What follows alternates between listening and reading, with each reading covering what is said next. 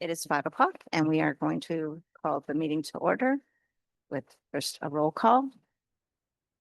Paula Whitford, Here. Michelle Brousseau, Kate Massinati, Here. James Justivo, Here. and I, Carol Vetter, am here. The school committee may seek to recess to executive session for discussion and or action regarding those items of business exempt from open meetings under Rhode Island General Law 4246-4 and a discussion action. Personnel, job performance, interim chief financial officer contract, Rhode Island General Law 4246-5A1. And B, discussion action. Personnel, job performance, superintendent out annual evaluation, Rhode Island General Law 4246-5A1. Individuals have been notified, including the right to have any discussion held in open session. I'll make a motion to recess to executive session. Second. All those in favor? Aye. Motion passes.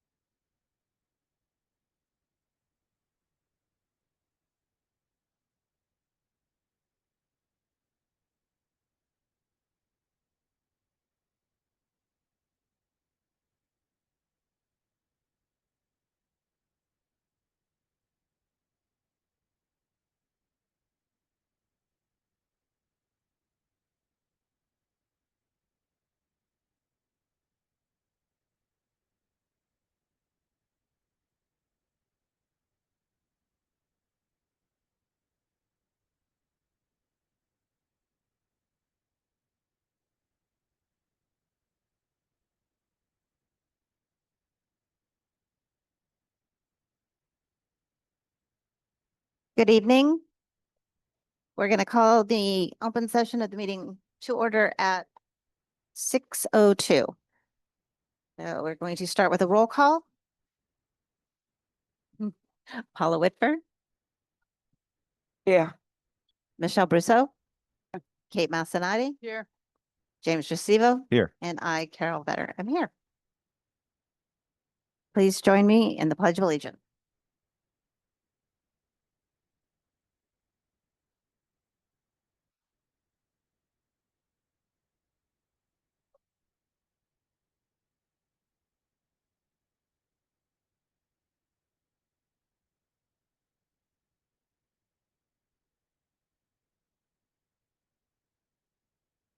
Do I have a motion to seal the minutes of the executive session? I'll make a motion to seal the minutes of the executive session. All those in favor? Aye. That motion carries. There were no votes taken in executive session. Next up, comments from the community. Nothing. All right, does anybody want to come to the podium? Anybody? All right, seeing none, we'll close public comment. Neat, that will bring us to the consent agenda. I'll make a motion to approve the consent agenda. All those in favor? Aye. That motion passes. All right, now we have the superintendent's report. I'll turn it over to the superintendent. Thank you, Madam Chair. Good evening, everyone.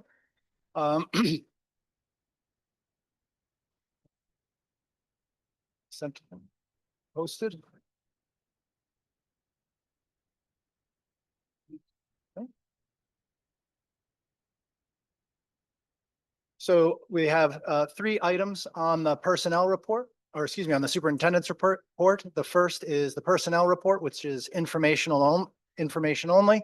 Would like to formally welcome our new faculty, staff, and administration, as well as just let the committee know about the most recent memo that was received by the district that will affect FY27 moving forward.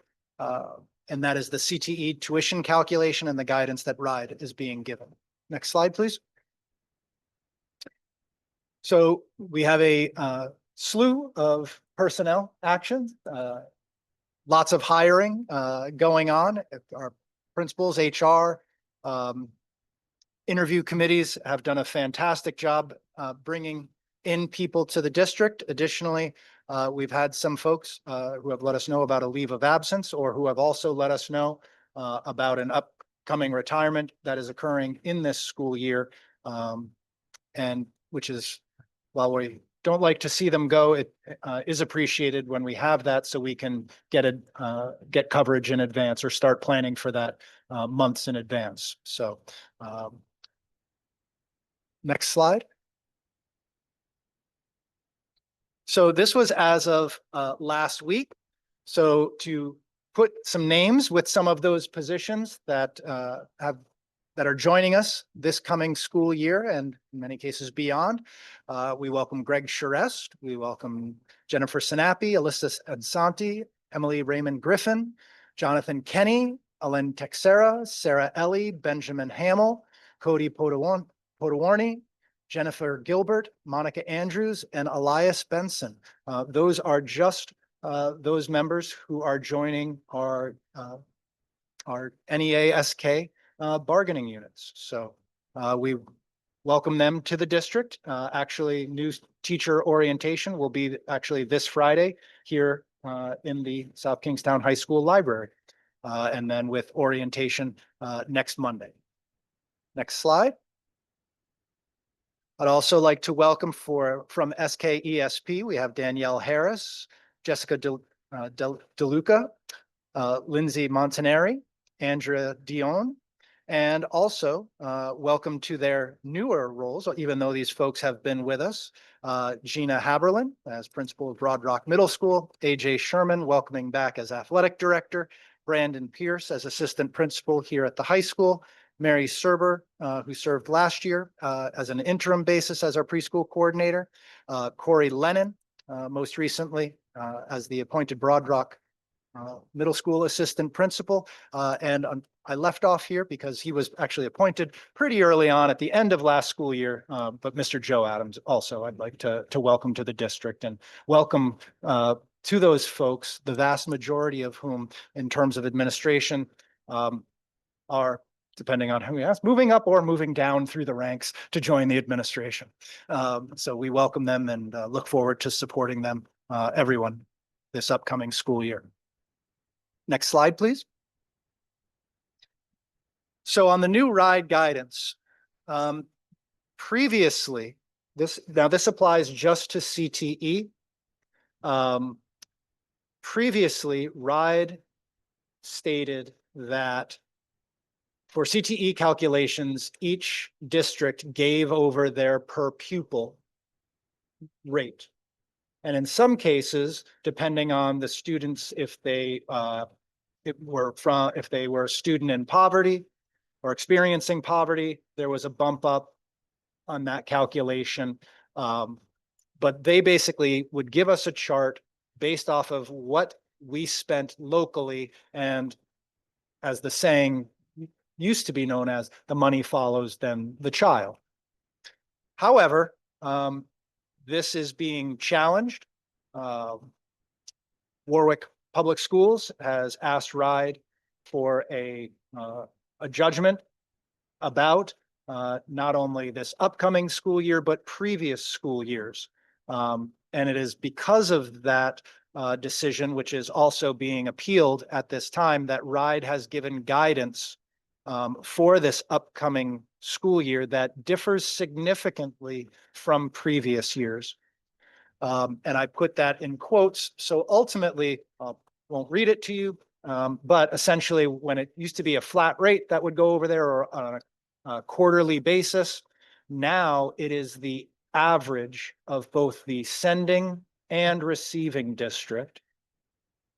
It is based off of a formula that RIDE now calculates that is different than what it previously calculated, in that it takes out it doesn't calculate the tuition coming into the district. It removes that. Additionally, it does not take into account student demographic factors, such as, again, students experiencing poverty. So the potential, the potential for this, depending on where our students go to CTE, as well as our students who are coming to us from CTE. So not only on the expense side, I'm highlighting the expense because currently our expense far outweighs our revenue for CTE currently.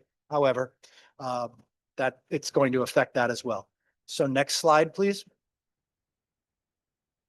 So I did link every district CTE rate as promulgated by RIDE. South Kingstown's next year is 27,206. If we were to just take that in previous years, well, that would have been the published rate that followed a child wherever they went.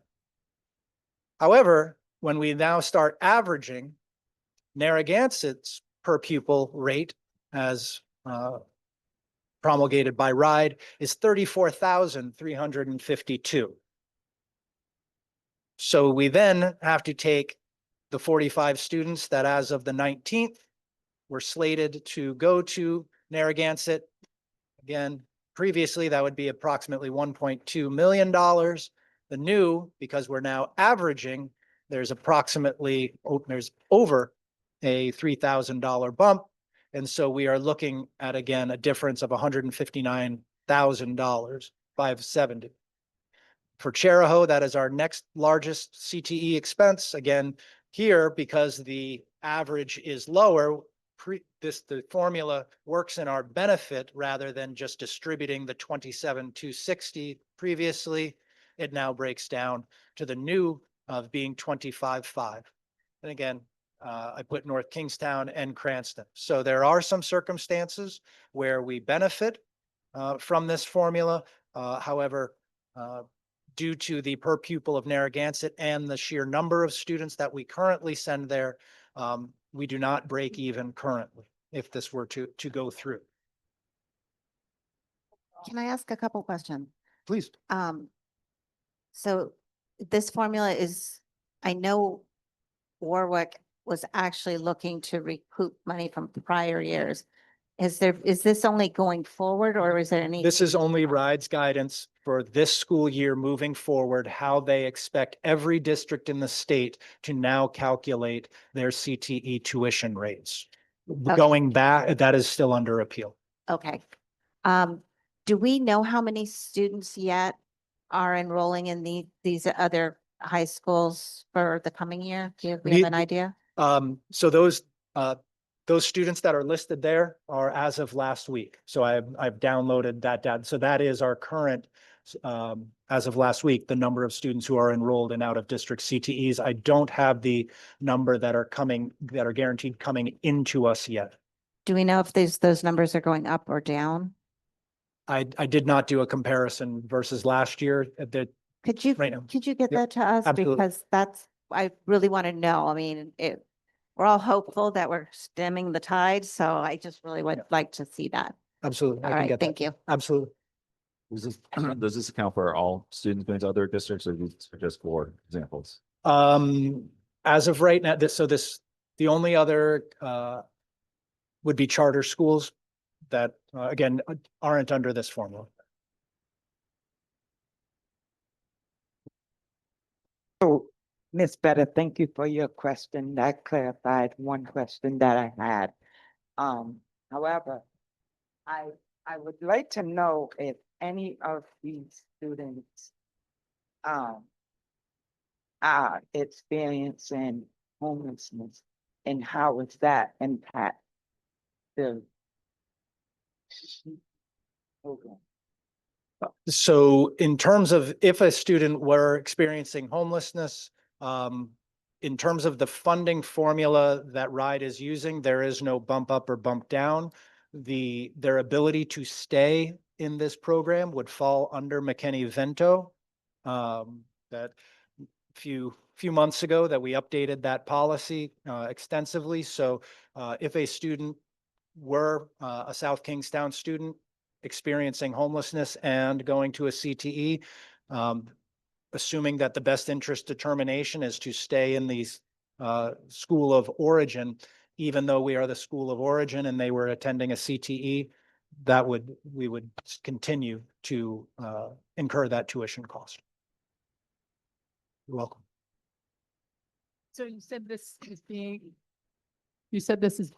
appealed, is that correct? The final the ruling that the commissioner came out with, because what RIDE did, and I will ask in a future meeting for Attorney Soa to come on in, who can speak to it more eloquently, as well as we're paying him to represent us. My understanding is that in RIDE's ruling, they were asking everybody to let's just move forward. Everybody was doing this formula wrong. So there was one portion of the law that said, do it this way. And actually you have some districts that got together, made regional agreements. And based on this ruling, it was, no, you can't do that. And hey, guys, we're all in this together. We're all making the same mistakes. Moving forward, we're going to use this portion of the law and RIDE will promulgate this. And this is how we're going to do it based on that section of the law. That piece is being appealed. So in terms of the look back and the potential fiscal impact of that appeal, I can't say right now.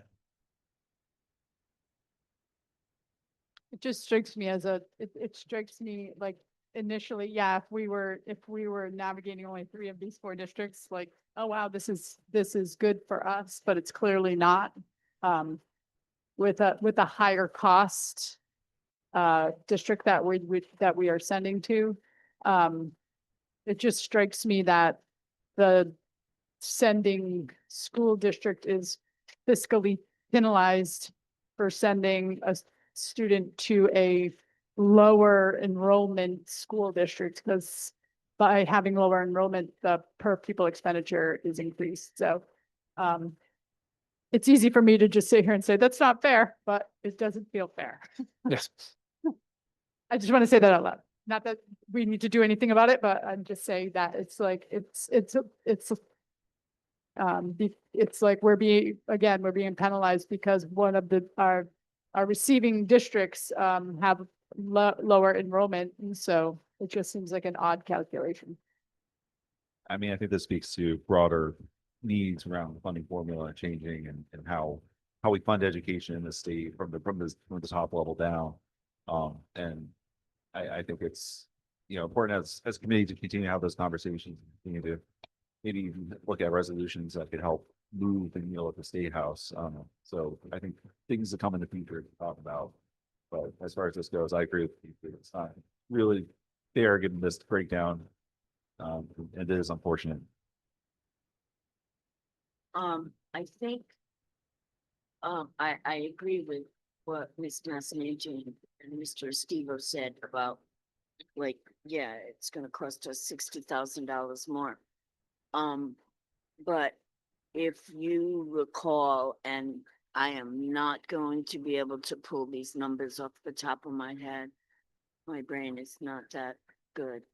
But when I went to the Rhode Island Association of School Committees annual meeting, we had that presenter from can't remember who she represented, but they worked together with the Rhode Island Foundation and did some moving around of the funding formula whereby they were going to begin to include transportation, and they were calling it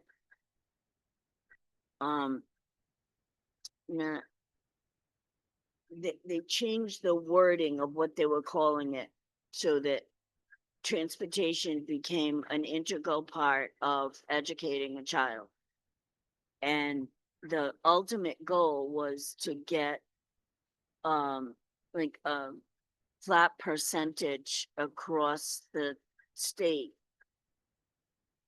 And the city or town, the municipality would pay a certain percentage and the state would pay another percentage, and that would be the same across the state. So we would get that same percentage as Narragansett. And what I have heard is that the General Assembly is looking at this and thinking in terms of phasing that in, but they are definitely looking at that seriously. Now, is that going to help us next year with this extra $67,000? No. And Mr. Pedraza told me that the money tree didn't grow any money. It's supposed to plant in the back of the admin. So, I mean, that's at least something we can look forward to things getting a little better.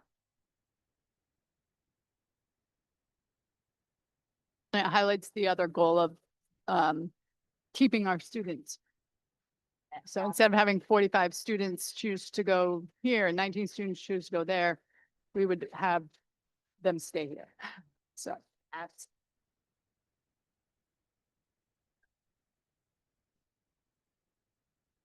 Did you have anything else? Nope, just once again, that this is something that we will be navigating both in terms of moving forward, the RIDE rulings, as well as we get into FY 27 and talk about both revenue, expenses, enrollment. This is going to be an ongoing conversation and some significantly different calculations than we're used to in the past. I do like your suggestion of bringing Mr. Soa, and I'm a little concerned about the exposure if they go back in time, because in prior years, we sent even more children to Narragansett. So there could be exposure there. So I think that is a good idea to talk to Mr. Soa and just maybe see what maybe he feels like the outcome might be. So anyway, thank you for explaining that. Thank you. Do I have a motion to accept the superintendent report? I make a motion to accept the superintendent's report as presented. second. All those in favor? Aye. That motion passes. That will bring us to School Committee Business A, discussion action approval of interim chief financial officer contract. We have a motion to accept the contract as presented by the superintendent. I'll make a motion to approve the interim chief financial officer contract as presented by the superintendent. Second, All those in favor? Aye. That motion passes. We want to welcome Mr. Tony Ferrucci as our interim, which will lead us right into our next one, B, discussion action, fiscal year 2027, recommended plan to meet state financial reporting requirements. welcome back. Richie. It's like a revolving door around here. Hopefully not. Good evening, Madam Chair, members of the committee, Mr. Superintendent. I'm proud to become a temporary member of the community. I think you've come strides ahead from where we first started a couple of years back. So while we have a slight setback in personnel, I think we've got an opportunity to engage and reset the district for further gains. So I'm very excited about however I can assist with that process. So thank you for the vote of confidence in that. Thank you. I do have a number of items this evening for you. I'll try and get through them relatively quickly and happy to answer any questions. First up is what the state has issued further clarity and most importantly, the requirement of communities to report consistently on a monthly basis. And these regs that have been in place for a number of years now, but it's been kind of more along the lines of how communities have communicated with the public. So they're looking for more consistency. And so with my arrival, I was introduced to a letter that was dated August 5th, 2026 from the Auditor General's office highlighting the necessity to start reporting on a standardized basis on a monthly basis. And so we've been in meetings with the town and they're making some modifications to accommodate all the requirements that are articulated in your document. We're aligning ourselves with the town. And what I have before you this evening is a recommendation that we've got a particular template that will show those operations for the school, the general fund, the capital fund, and the school lunch fund in particular. And what we should be doing is looking at those monthly on a year-to-date budget versus year-to-date actual. And then any comments coming from administration as to anything that they're aware of that is potentially impacting the budget. And so that's the highlight of what they're trying to propose.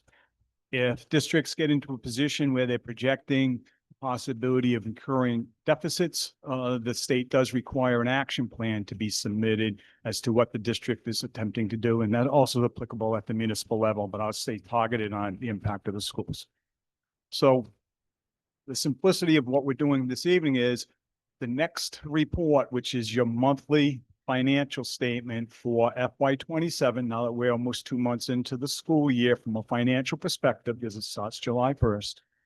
There's a new cover letter that will be produced by your CFO, myself, until a new person is appointed. And it's broken down with the categorizations that I just mentioned. And so that will become the template, I believe, that you should sustain. Most importantly, it's the requirement of maintaining the comments on the 3 issues of general fund budget, your capital fund budget, and your operational budget for the school lunch. Because the school lunch, if it operates in deficit, of course, the fund balance of the general fund will also be applied to cover that operation. So that's why those 3 are to be highlighted and spotlighted. There's some internal workings that have to take place to do it on a regular basis. As you'll notice, some of the budgets are not in with regards to either the capital fund or the school lunch fund. Those will be caught up. But by having a template in place and expectation in place, then the compliance will follow. So we've been very clear with the town that the school committee will receive these documents first. And that way there you can go through the details and answer any questions, et cetera. And at the conclusion of your meetings and the reports are accepted, we would then send over a copy of that report to the town, and that would be effective tomorrow. And in turn, they're required to post all the town municipal reports for the public, for those folks to be able to reference these reports on an ongoing basis going forward. And so your reads wherever we're storing them now for public access could be sustained.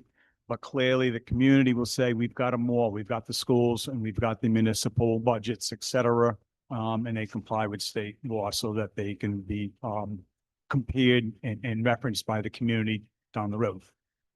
There are 2 or 3 other benchmarks with regards to annual budgets. Those 2 would be then released on the routine basis, and also a 5-year projection. I know we've been doing those types of work, but this just codifies that it will come before the school committee before it's released for public presentation through the town council, the town fiscal office process they have in place. And I understand that the finance director for the town will be presenting something similar to the town council soon. And so everybody should be on board about having these documents readily available. And my office, if asked questions about the public documents, as long as it's already been vetted by the school committee, you would know what would be the answers we would be driving based on the documents that you have in front of you. And if something is missing in your comments in the future, I think it behooves you to make sure those kinds of items get identified early in the process. And you have a format in which that communication can take place, and just make sure those items come before you on a regular basis. So it's a check and balance for the system. So happy to answer any questions with regards to our rollout. So in regard to the templates, is this something each town is developing their own template, or is there guide from the state? The town's basically, the actual format of the template that we have is what the town is working on. And when I reviewed how they were setting theirs up, I just aligned what we're doing, what's operationally is consistent for what they're viewing. And you'll notice that there is a subsection for our grants. And that will be just in totality, because we all know grants can't go over, they can't be overspent, et cetera. They're pretty tightly managed. So that's really should not present a deficit style issue like your operating budgets will potentially do. So that's why the separation from our perspective of what we're going to keep our eye on. But we want to acknowledge those resources. If each town is developing their own way of reporting, it still may lead to not being able to directly compare with other school districts. So it doesn't really shore up that. That may be the next part to see how much they actually deviate, if they actually do deviate, or if everybody is going to this style model of what types of funds are being highlighted across the state. All right, great, thanks. Other questions? Interesting question, because, to piggyback on that, the 3 categories that making up the template, is that those are the 3 categories dictated by the state, or is that what the town is requesting? Both. My read of the information that you have in front of you is the identification of those funds that may potentially generate deficits, and so that you're on top of those. So the definition of that type of fund is what I personally and professionally brought forward for your consideration. They're the only 3 major funds that have that opportunity, that if there's a big expenditure and you have to do it, or revenue is off significantly, it could structurally undermine your financial position in the community. So that's why I'm recommending those 3 particular targets to be on your table. And these reports are being generated monthly. I know, and I may be like totally off base with my question here. Or you can say that's not relevant if that's the case. But so I know month to month, we have often had conversations around certain expenditures that are embargoed, or we don't have that information yet. We'll know at the end of, June 31st or whatever it is. Will that be clear in the report, or is that not a factor?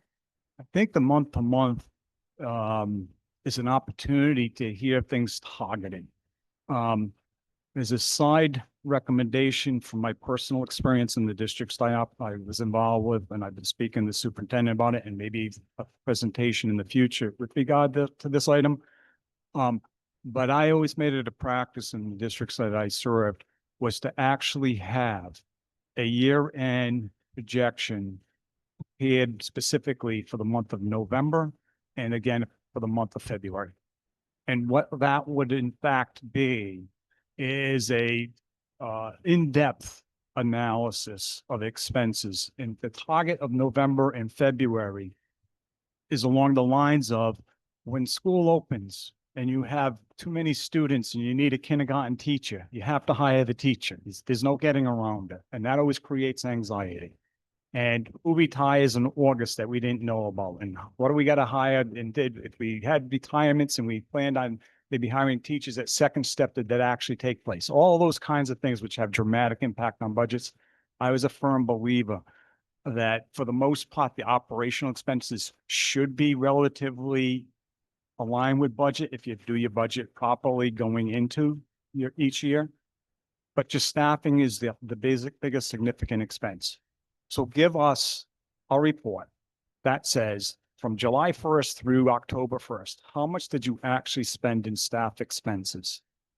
In the middle of October or early November, now that the staff is settled down, your teachers are in, your administration is in, et cetera, and you've got 22 payrolls between now and the end of the school year. Use physical evidence times numbers of people in that times the dollars paid on a typical salary, come up with what those expenses will be added to each line in your budget. It's an in-depth analysis, but it's real. You really then at that point in November may have one or two openings, or you may know somebody's retiring in December and you can make minor slight adjustments, but it's not going to be the magnitude of over hundreds of thousands. It'll be 20,000 here, 50,000 there, but you tweak it. And I used to stand my reputation on how accurate we were in November.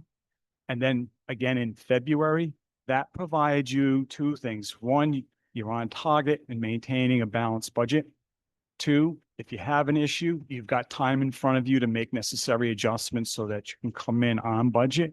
And three, it answers the question, what's our financial position as you go into the discussion of next year's budget? And not knowing those elements, I think sets up, well, if we're not sure and we're not sure, it undermines the credibility of what you need when it comes time to talk about next year.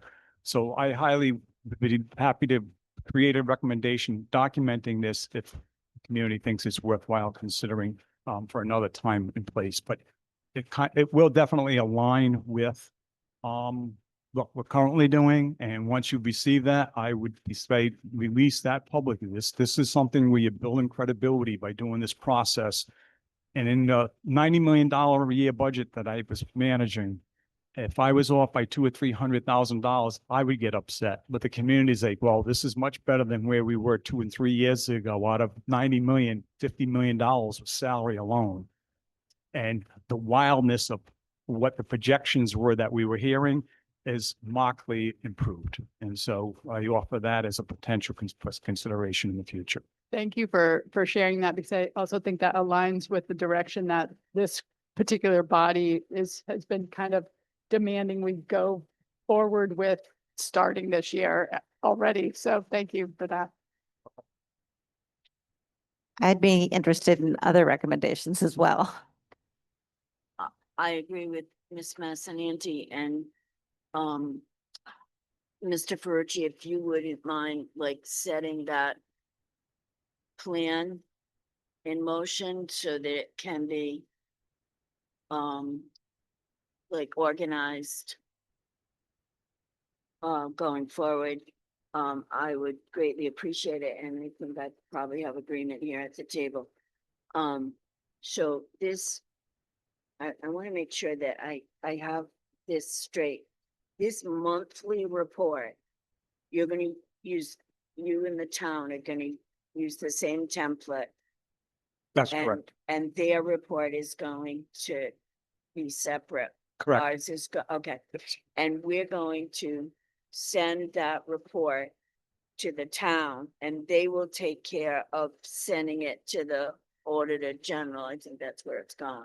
The Auditor General is requiring communication whenever there is a potential issue. So if we've identified a potential issue, then you're sending the report with potential issue.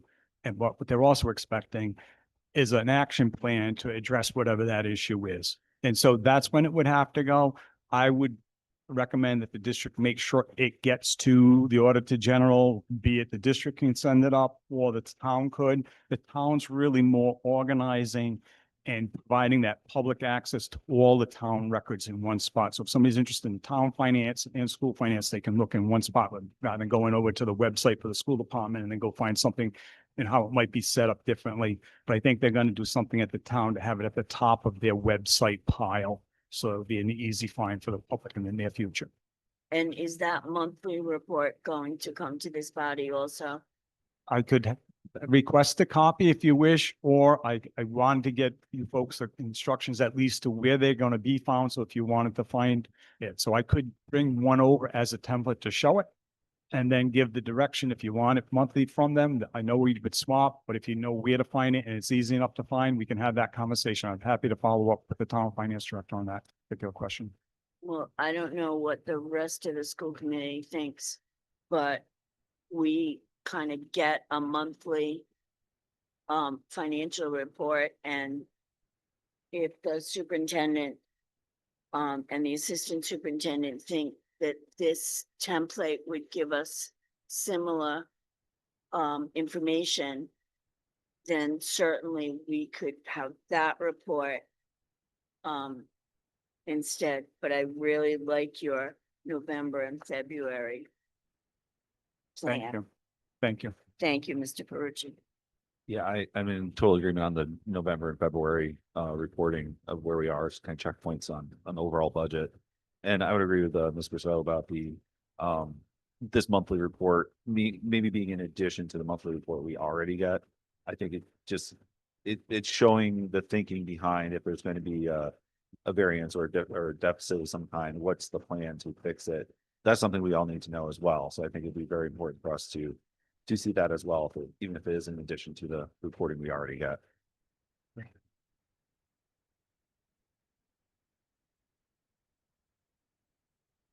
I just really think it's a great way forward in rebuilding trust with the town and the community at large. And I look forward to that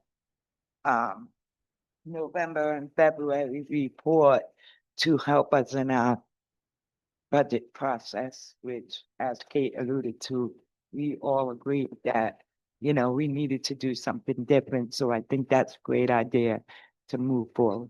Thank you.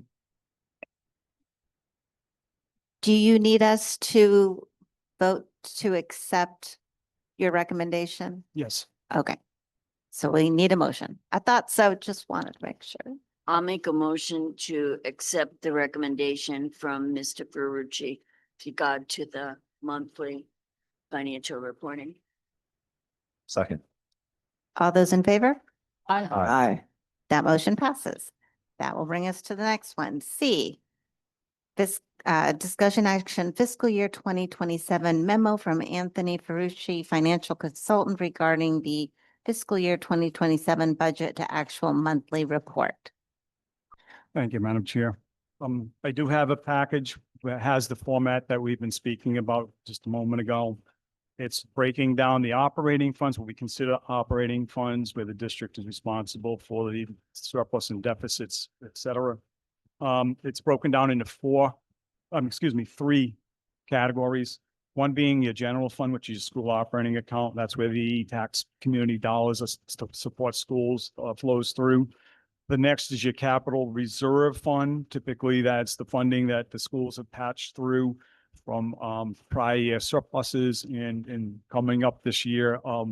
Housing aid that state has paid to the town on expenses the school has paid historically is going to start coming through to the schools. And that's a whole nother topic of conversation, but those funds will flow through your capital reserve. And then lastly, the school lunch.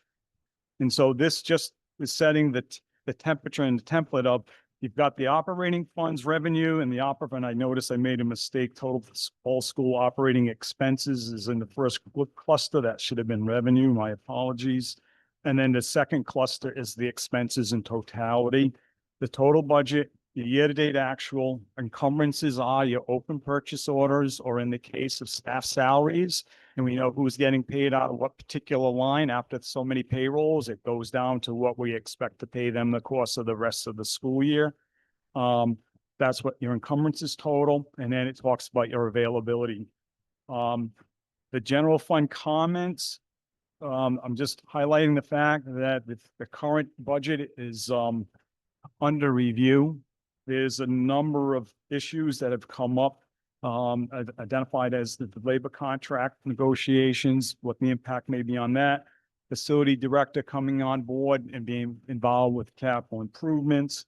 Capital improvement budget has not been brought forward to the school committee for the upcoming school year FY 27. So that what type of potential impact that will have. And as we had heard earlier about the CTE and the tuitions. So we are taking another review of your school committee adopted budget for FY 27.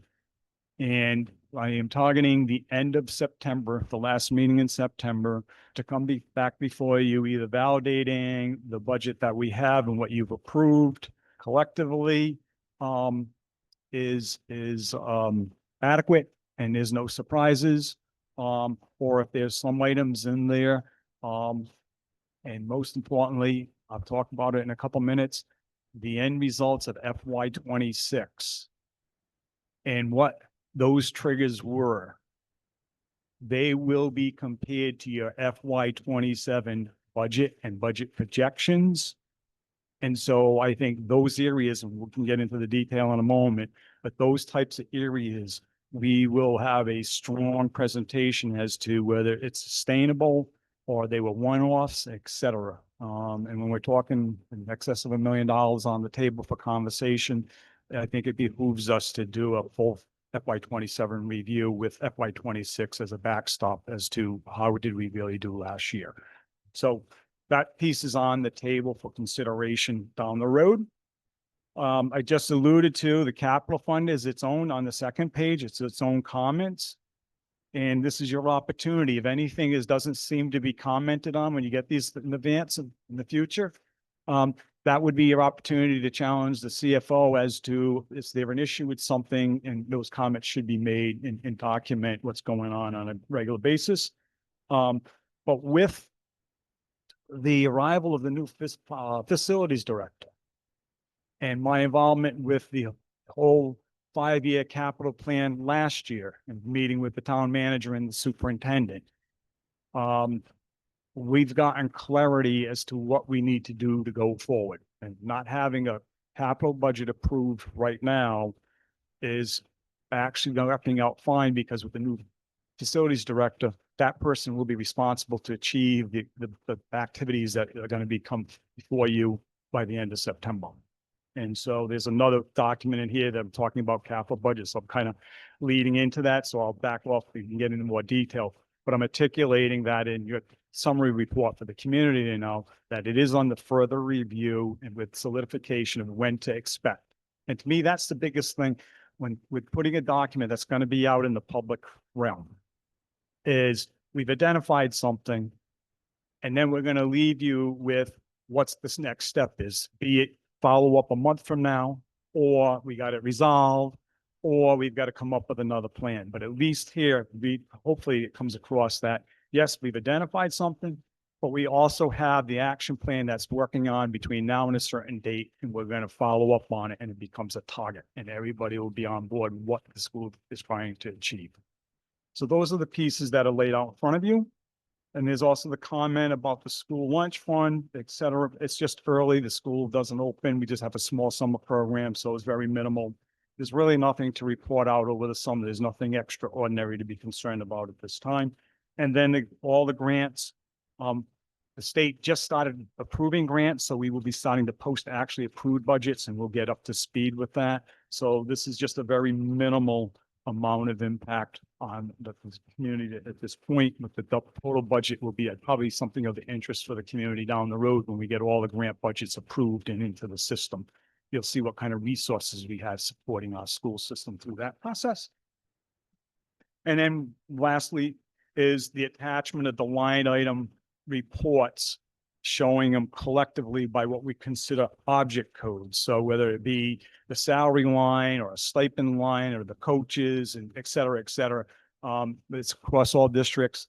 And I gotta say kudos to your accounting team, from what they've been trying to achieve.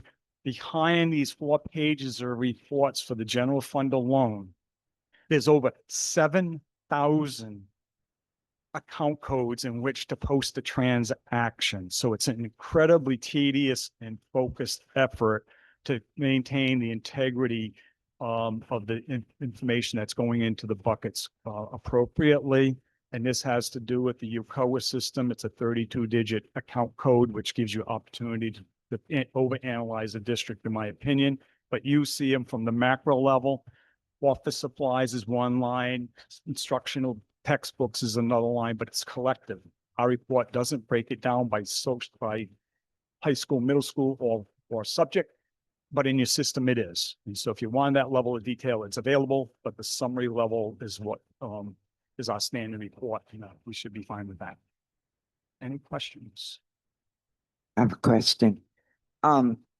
So I think for me, it's just a clarifying question.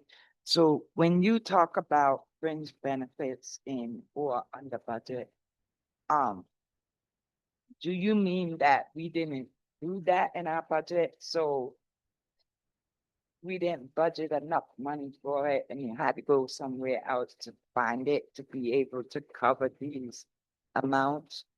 Potentially, do you mean yes, by that? that's the expectation, yes.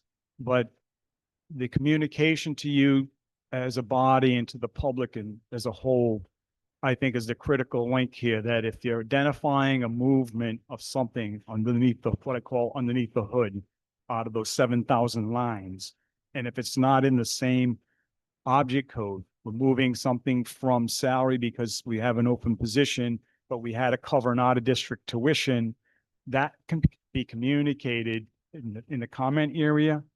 But when you do your November projection, I would always presented it as a revised budget so that you would adopt a budget. And then that would be where it's embedded, that you took the salary and slid it budgetarily down there. So when you produce these reports in the future, they will align with one another, that the salaries is accurate and that purchase service is accurate. So if the subsystem isn't managed, it could look like it's out of balance and you may have a problem, not realizing that there's an opportunity in other areas.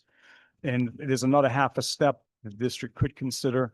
I've had 2 different experiences where the administration was allowed to move money in the category supplies. And so the UCOA county codes use the first 2 digits for category.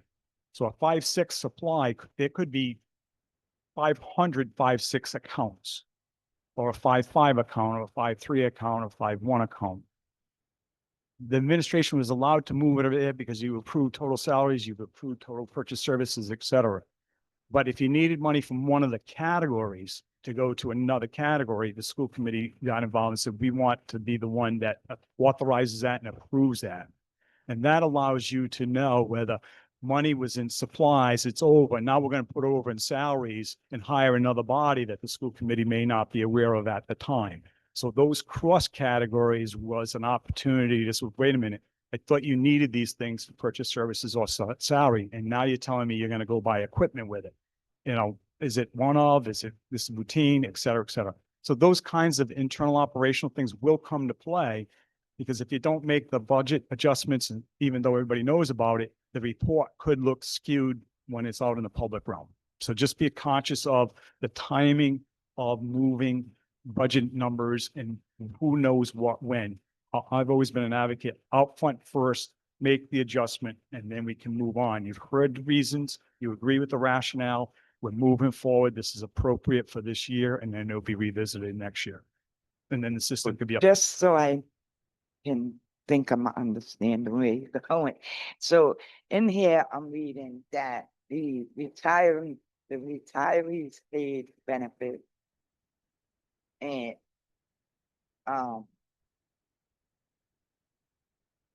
so that's it. So with retirees, we don't know that they're gonna retire Correct. So is that what impacts that Occasionally, yes. on the budget? then? Yes. Okay, so that, I'm clear. Yep. I'm And a clear. lot of times if it happens in December, it'll impact the tail end of your year, but you don't know about it until sometimes they come back and say, there's an opportunity for me to leave. Or like what just happened, if it happens in August, well, we're going to replace that person. And that could be a cost savings that will get calculated officially in your November calculations. Because But you can't really call it a No. savings because now you have to pay retirement benefits and et cetera like that. Correct. right? Yeah. Okay. that should get factored in during that conversation when the triggers take place, and then it's material. I mean, if you miss one dental bill or two dental bill, or even 6 months worth of dental bills, you're only talking $300, $400, $500, $1,000. At least you're getting rid of big items that seem to be sometimes a surprise in some communities. And so that's what we're going to be trying to formalize while you go through this process. You're going to whittle down the uncertainties of what we're facing as this thing progresses through the course of its function. So I am greatly appreciative of you bringing back the need for budget amendments. We definitely need to do that on a consistent basis. Along with budget amendments, I would like to also see a variance analysis of any variance in any of the accounts that might be above some set number. And with a rationale, I mean, I'm going to use an example. The town was using energy credits, so we were way under the budget for electricity. If we were looking at a variance analysis on an ongoing basis, we would have seen it. So, it's great that it was under budgeted, but there was no visibility of it. So I'm just going to ask Kate, do you think we should have a subcommittee meeting to talk about what reporting requirements we may need? I do. I think we need, I think we actually need to start having a more frequent budget and finance subcommittee meeting. And I think it also aligns with the monthly reports that we're generating. Do we have to have it monthly? Maybe not, but maybe, bi-monthly or, so because we need, our number one focus has been transparency. And I think we lost some of that over the past year, unfortunately. And we need to regain it. And so I think this sets that stage to kind of reclaiming that. I think we kind of took for granted that we had transparency, and it kind of bit us. So I want to make sure we get back to it. And I think this sets us up for that for sure. And having that type of visibility that you're referring to, it opens the door and clarifies everything for us. So. And maybe as these monthly reports start rolling out, well, they've already started, but continue to roll out, maybe the budget subcommittee should meet monthly, and then after we get, both feet dug in, we may be able to make it less often. I'm not looking to add meetings to everybody's plate. So, Mr. Perucci, I am the abstract math person here at the table, not the accounting person. So, your notation, I always have to clarify this. You've got these things. Are those negative amounts? Yes, typically, Why can't you I just do- use a negative sign like we do? it's sometimes it's difficult to see that little dash. I find the brackets to be easier to read. They use something else different. I want a negative sign. Yeah, we could make it red. I would have gotten it if it was red.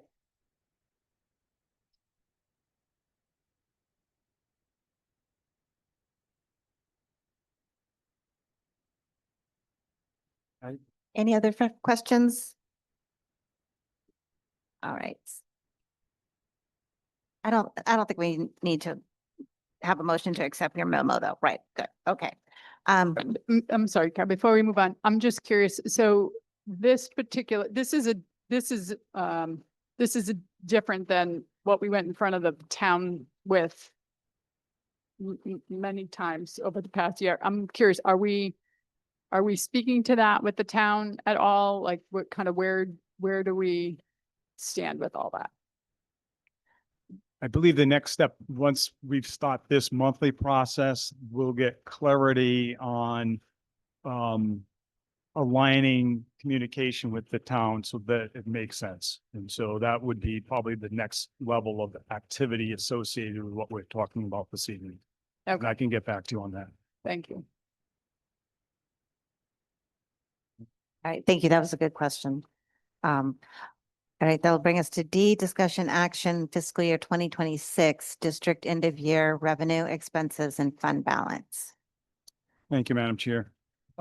This one is going to be of every interest, much interest, clearly. And there was lots of data points, and as you had mentioned, the timeliness of what do we know, when do we know, et cetera, et cetera. The bottom line is the expenses have been pushed through. There were a few items that I had to do additional research on. And one of them, as the school committee chairman, chair had mentioned, happened to be the electricity. And so the unique item of electricity was with net metering, there was a change of practice in the business office this past school year.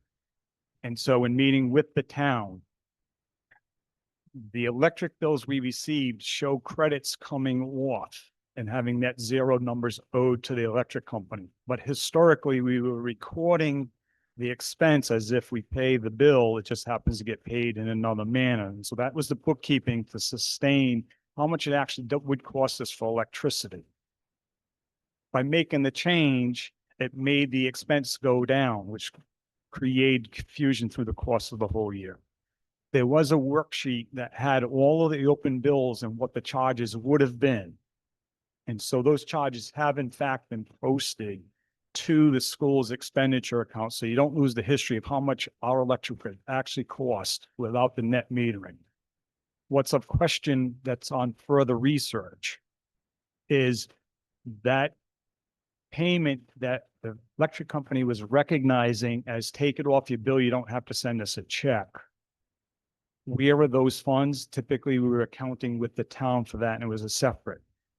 There's no revenue aligned in our operating budget if there was checks coming in, which is typical of comparing this budget versus historical budgets. I'm still resolving the whole piece of where was the credit offered, because we don't want to lose the sight that if all of a sudden net metering goes away and that financial support goes away, we're still going to have electrical expenses. So that's why it was important to restate the expenses in our operating budget, because that's what it would really cost us. And the offset is the question of where is that recognized in any of our operating statements. So right now, I'm not aware of any recognition of the revenue coming in affecting our revenue for the last year that just closed, but we did elevate the expense. So in round numbers, I was able to demonstrate that we actually had an income in excess of $898,000 when comparing budget to what actually came in. Okay. And in my comments below, I break down what the major contributors were that gave us that $898,000 income level. All right. First and foremost, your Medicaid billing for student services and what was Medicaid eligible exceeded budget by over 100%. You had a budget somewhere in the neighborhood of $500,000 and it came in at $1,050,000. So $550,000 of additional billing. I know the special ed department put in procedures to make sure we billed for the activities that were available for billing for our students and the services being provided. So that was one initiative I understand helped contribute to this. Second initiative is there was some sunsetting of Medicaid activities where they were paying bills And so that got taken care of, but they may not exist coming into this year. And so there was an economic opportunity and a windfall. So the dollars are real today. And what I mentioned in my document is part of our research for the FY 27 budget. This is one of those. Can the Medicaid billing be sustained for FY 27?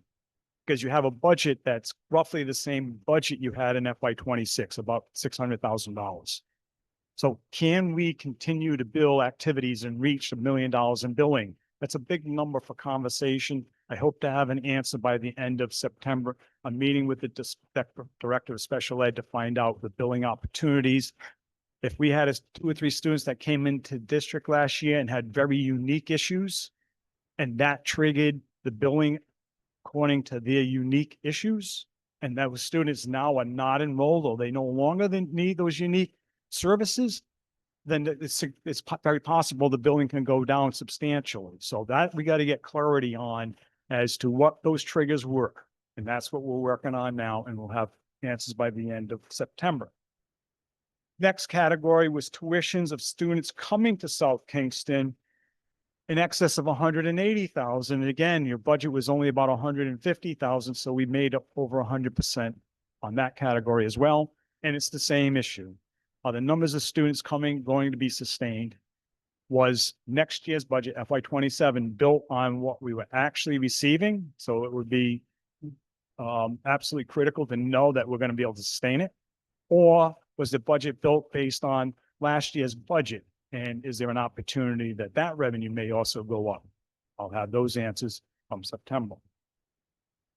And then there's earnings on investments, and I'll be working with the town that we went up close to 60%, a plus $113,000 for that category alone.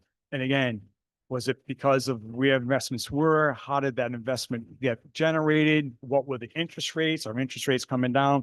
We need to validate whether what we received was better benchmark for the upcoming year, or we got to roll it back, but I'll have an answer as to why we won't match it or we will match it when we do the 27. So these are all baselines for us to talk about going into 27, but it's real as of June 30th. And so that helped the district immensely.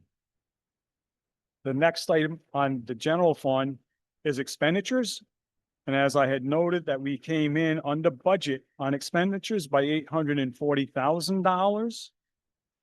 And there were categories. Fringe benefits was $290,000 underspent. And the categories in particular are retiree paid benefits by over $240,000 of it. Staff life insurance and medical buyback attributed for the other $54,000. So that became the $290,000. The question to be had is, the retiree benefits, is that just a one-off?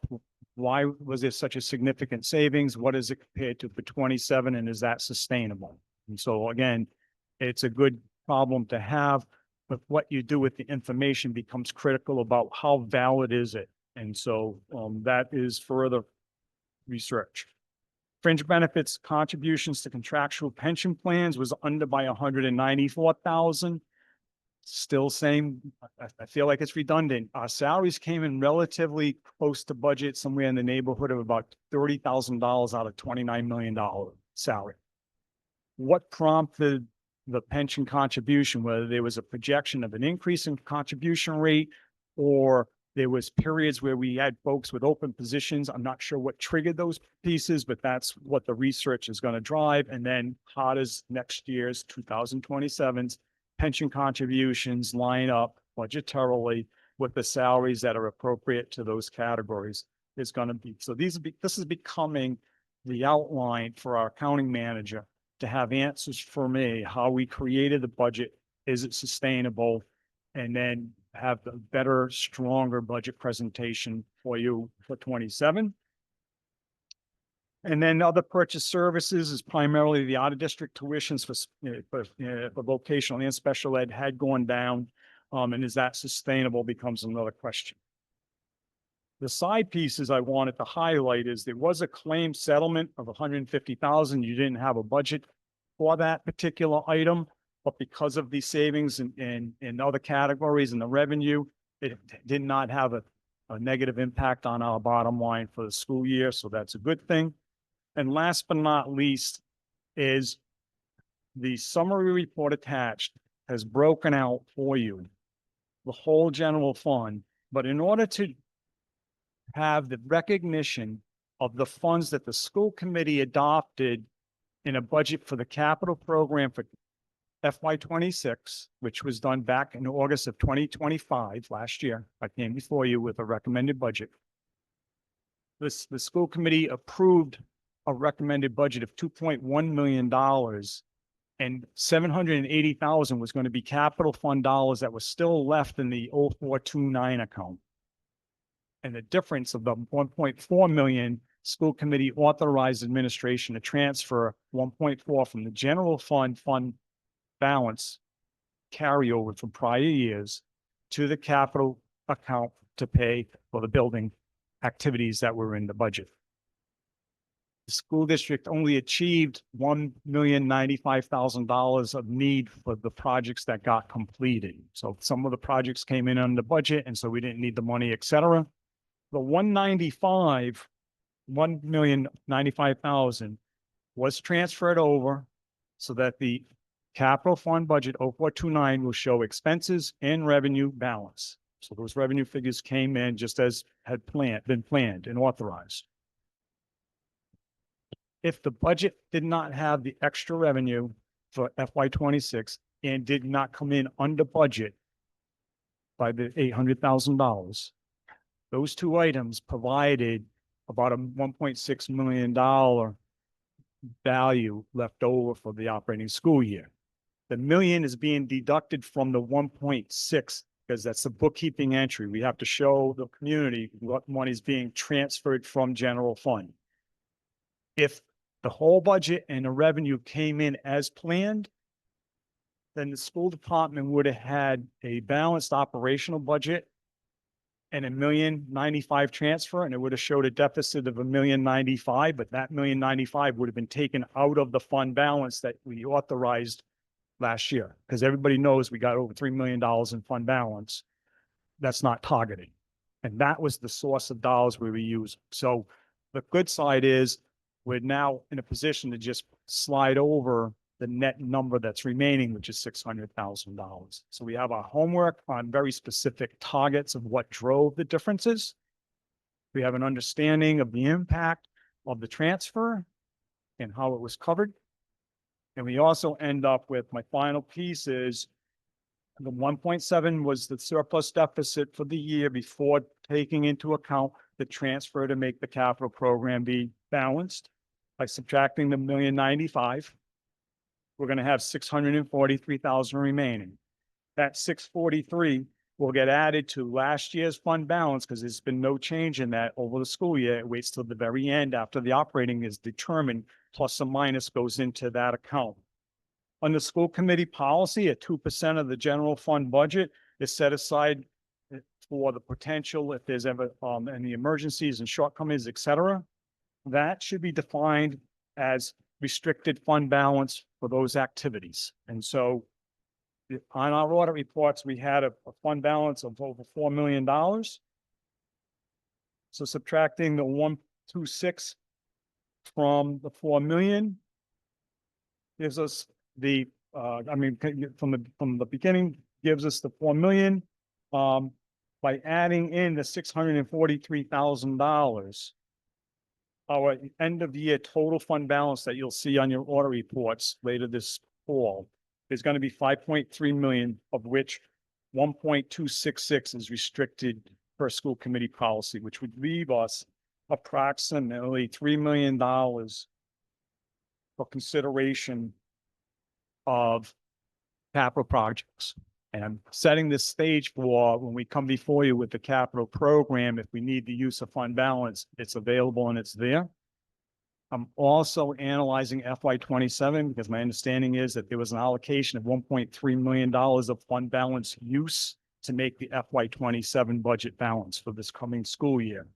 So simultaneously, I will be looking at the potential need for that 1.3 whether the sustained income that we're talking about is achievable, then you may not need it. And we can have those conversations once I have 27 completed. So just setting the stage that if this makes sense, audit report last year, anybody who has the audit report, you're going to see fund balance broken into a couple of categories, but it totals about $4.1 million. You take our 1.2 out, that's where we come in with that $4 million number. And then we're gonna, because if you add those two, that's what's out there publicly. Does that make sense? I hope I didn't confuse you too much. I know it's deep, but it has such impact. I think what you presented to us was very clear, and I understand this report very well. I think where I'm not confused by it, but I am just want to call out that this is distinctly different from what we acted on with the town. And I want to make sure that that piece is clear. That's not a you thing, that's a us thing. And I am feeling, and maybe someone at the table can make me feel better, but I am feeling like we kind of glossed over that and at the moment. And I just may be missing something, but I just want us to be clear that this is very different from the budget we passed and presented and acted on the end of last year. And where this is what we should trust to be accurate now. I just want to make sure we're not glossing over anything, because I just am feeling a little bit like we are. Can I ask a clarifying question? What was the beginning of fund balance at the beginning of this fiscal year? 4.1 million dollars. Okay, so we had 4.1 million in fund balance. We spent 1.1 million on capital improvements, bringing us down to 3, and we're ending with 5. Well, the inclusion of your restricted fund is what I'm targeting. There's the separation when you say 3 and 4, but we had the $1 million of targeted fund on the 2%. So what was available for use came in at 3.8. I mean, 2.8. Okay, I know there's a restricted fund balance and the unrestricted fund balance, and the 600,000 of the surplus that we just will transfer to fund balance, that goes to the unrestricted fund balance, correct? Correct. When we move money into the capital fund balance, that's going into the restricted fund balance, correct? That's part of it. Yes, that's correct. Okay, so I guess my question really is, what were the numbers in just the unrestricted fund balance? And if you don't know, I know you can't come here It- and know everything in your head, but if you It's could get us It's those numbers. approximately, the total on your audit report, when I remember, is $4,100,000 was your June 30th, 2025 end of fund balance, which was inclusive of both 2% set aside and the restricted. So if the 2% was 1.2 million, subtract that off of the 4.1, that gets you down to the 2.8 is what was in unrestricted fund balance last year. Okay. Okay, And from that amount is what we were expecting to draw over to pay for the capital program, 1.4 million of that. I guess my real question Yep. is to see in the unrestricted fund balance, what actually was the difference over the year? Because I think that's going to be clear what the true surplus is, because if whatever amount it's increasing by, because that's where it lands, the true surplus. And I know there's a lot of moving parts, and I think you've done an excellent job of laying out, because you've got things that are over budget, things that are under budget, some are revenue, some are expenses. So I think you've done it. I follow it really well. I just want to see that fund balance piece a bit more clear. based on that request, I understand fully. I will make a photocopy of the actual audit report, which would give us the specific dollar value of the fund balance as of June 30th. What we will be able to then do is take clearly the $643,000 is going to be the dollar value that's going to get transferred into the fund balance when the auditors do their work. Mhm. And I'll be able to show you from what their last year number ended plus the 643, that would be the total. And then from there, once we have that total number in front of us, we know the 2% set aside, we can make that deduction off of that recalculated balance, and that will become what's restricted for by the school policy. And then that whole conversation, that's the remaining balance. That absolutely, I can pull that piece together pretty quickly. And I think it'll clarify exactly the question that you're asking. That would be great, because Okay, I'm with I you. just would like to understand the fund balance piece a bit more. Yep. And I do have one more question. So if I'm looking at this, and this is a great summary of the general fund's net position, I do appreciate that. It says surplus deficit for school year, and it shows a surplus of approximately 1.7 million. So if people are looking at this report, would you say, yes, that's the surplus we had at the end of this fiscal year? Operationally, yes. Okay, Because we were expecting to take the $1,095,000 out of last year's $4 million. right.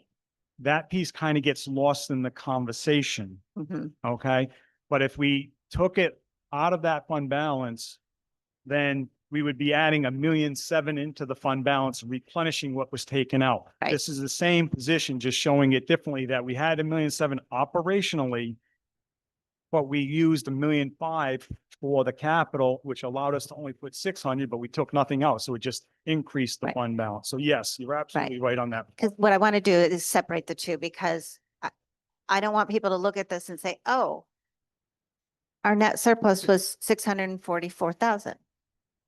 When really operationally, the surplus was 1.7. Correct. So, okay, And- thank and- you for clarifying. I want to be as transparent as we can with people so that when they see this report, they can understand exactly what the numbers mean. And I think when people say surplus, they mean the out of the operating budget, the surplus. So, And- thank you. And I think my promise to you and the community runs along the lines of looking back, we've identified the two major pockets which created the $1.7 million.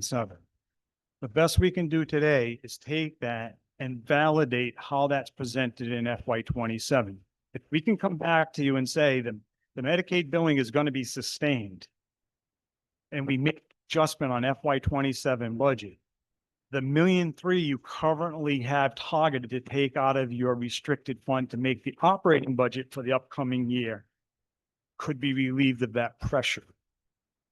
But if we can't sustain it, I think most importantly is you'll have the reason why it's not sustainable. Mhm. And people a year from now, when asked the question, wait a minute, last year you had this much and now you don't. The question has already been answered. We went through the process. Here's why we don't achieve the 800,000. Here's why the expenses and what happened aren't going to be achieved. We are now down to that level of understanding because we started at the top of what's the two drivers, validate how successful those drivers are going forward. And if we choose to not include it for some reason, then that's a bad on us for doing that. And that's the conversation that will take place in September. So to me, the real work and the real validation and where we're going to stand will be on that analysis of whether we add that into the budget or not. Because God forbid you add it in and make another decision, and all of a sudden the feds pull the Medicaid billing process and drop $750,000 on us. And it's like, well, I added the 500 we thought we were going to make, and now we're 800,000 in the hole. How'd you allow that to happen? Well, you didn't allow. And so all of those things will come to rise. We're So- trying to get in front of that. That just brings up a couple things. First of all, thank you for your analysis that you've done on the 2026 budget. I think you're very perceptive. It's not just the number, it's the why. How did we get to that number? What's causing what caused the surplus? I mean, it's good to have a surplus, but we're not expecting it and not being able to know what the real numbers were is you know, we don't want to be in that position again. And this analysis is wonderful. And I know you're going to now look at do that analysis on the 2027 budget. So, but that risk in Medicaid reimbursement, knowing, I mean, we can't predict what the federal government's going to do, right? It goes to how much is really needed in fund balance, because that's our safety net for those shocks, financial shocks. So yes, we have a policy that says 1 to 2%, but it really should be 1 to 2% plus known risks should also increase that amount kept so that we have funds available for any of those risks. So anyways, thank you for answering all of those questions. And I'm going to ask others if they have more Yeah, questions. so my question is, this fund balance at the end of 2026 has a total of 5,358,911. Correct. Are you telling us that's what's there? With the current 600,000 getting added to it, yes, Please write down today. yes. I have a hard time understanding how we got to that, right? Because our budget session was horrific, in my opinion, right? And if we have these fund balances, I need to understand if within that $5 million, is it being divided into a restricted fund? Is it a general fund? Is that one amount being divided into these other buckets? The fund balance is for your general fund. And then within your general fund, you have different allowances of that fund balance. And so when the school committee has a policy that from their general fund, they want to have money set aside in case there's an emergency need, that becomes what they consider restricted. You're Right. putting it aside out of the 5 million specifically for this purpose. I Okay. just want to interject real quick because I don't think, and correct me if I'm wrong. Done. I'm not done because I'm still trying to understand. If we had a 2% in our fund balance, why weren't we able to use that to help us to offset our that budget? I don't understand. Like, I just think, So like, I mean, and I'm not blaming you, not at all. I just don't understand how you could find it, but the person that was working on it couldn't find it. And also, just to help me understand a little bit more, you were consulting during the last couple of months or no? The last couple of months, I came on board, I believe it was tail end of May, early June. Okay, And- that was right after all of this. Yes. You started to dig this stuff. Yes. So Yeah. Okay, but I still have a hard time yeah, with this. so Paul, I think to your point, that is part of the problem is that we were not aware. We were not made fully aware of what we had available to us, and we were not given good information during the budget process. So that is, I share your frustrations. I think I understand where you're coming from. It's frustrating. Yeah. Yeah. I just want to clarify one thing because I've not seen this, and correct me if I'm wrong, if we've seen this before. I've not seen that 1.2 million referred to as a restricted fund. I don't think I've ever, have we seen that in previous budgets and I just missed it? Because I know we used to have that like 1 to 2% It's- rule. And now, Tony's kind of itemizing it out into that 1.2 million, but just wanted to clarify, have we seen that on previous budgets? It has not been listed as a restricted fund. It's Okay. been listed as that 2% recommended. But there was never a dollar amount associated with it, because that's a new. Okay, so I just want to make sure I wasn't like losing my mind. It's been referred to as restricted in the past, but policy says that we have that 2% And in our, in So the our. policy only can allude to a surplus. Because surplus, the 2% is on any surplus that you have, that would then create that fund balance. Am I correct? That's my understanding of your policy, which is the reason why it's not probably not been well communicated along the lines of those funds are for your operating budget after it gets approved if something big happens. So Right. during budget conversations about what our school operation looks like is the first $2 million or $1.2 million is set aside out of the, again, I'm referring to the audit report, and they actually have 3 classifications of dollars, what they consider the unrestricted, restricted, and committed. And so all of those clustered together generate you $4 million. But it's all for the general fund. And the underlying is what is it targeted, why it's there.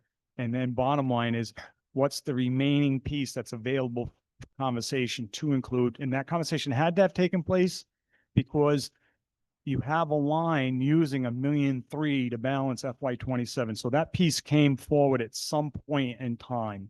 And it's interesting that the capital budget not getting presented and or adopted, which relied on fund balance in prior years to go over into that general fund balance.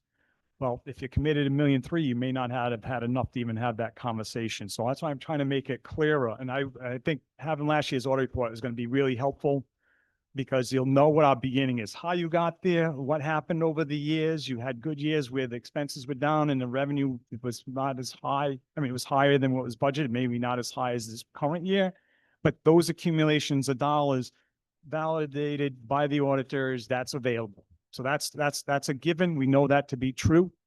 We know right now I can stand on these numbers. I know where these numbers came from. We know that 640 is going to it. So I have a lock hard number to talk about.